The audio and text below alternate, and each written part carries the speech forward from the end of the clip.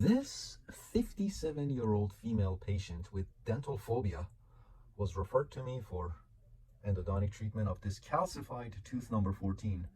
Patient admits that this tooth has been bothering her for many months, and she's been using all kinds of home remedies to avoid going to a dentist because of her dental phobia.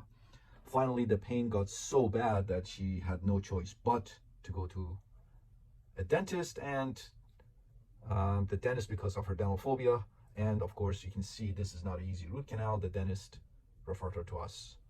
So we discuss options with the patient. Let me show you what we found. The exam with patients with dental phobia, the exam is very limited because you can't really do any much tests. They're already so afraid. So when I touched the tooth, just the finger pressure, it was very tender to pressure. And when you look, when you take multiple angulation PAs, for example, if you get a bite wing, in this bite wing, you can see recurrent caries there. All right, you can see decay here, decay here. You can see all of these calculus, tartar, subgingival buildups. And when you take multiple angulation PAs, also that helps as well. And you can see the recurrent caries right under the crown of the tooth, on the distal aspect of the tooth. And you can see all the decay. So we discussed options with the patient, and the patient wanted to try to see if tooth could be saved. And she was very happy that we offered sedation, IV sedation. And that's what we did for her today.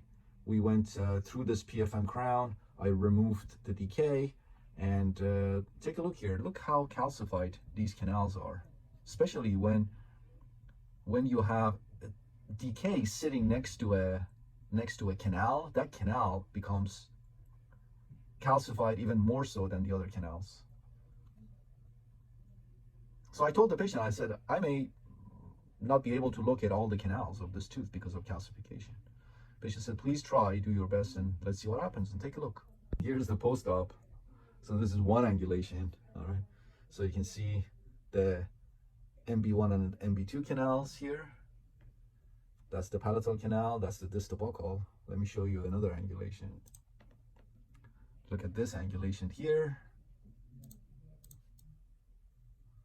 You can see the curvature of the MB1 and MB2. Look at the curvature of these canals. Look at that beautiful lateral right there. MB1, MB2 completely separate, then they join, and then they separate again. Look at that snake tongue right there. Look at that beautiful lateral right there. Distal buccal, palatal canal, 22 millimeters, 23 millimeters, 23 millimeters.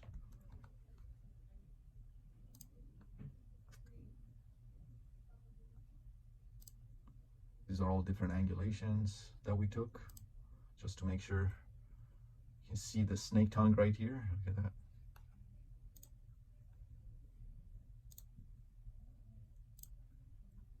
Another angulation here. You can see again the snake tongue.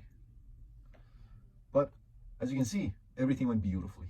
Everything went great. Everything went beautifully. She did really well with IV sedation. And we went ahead and temporized the tooth and referred her back to her dentist for the permanent restoration.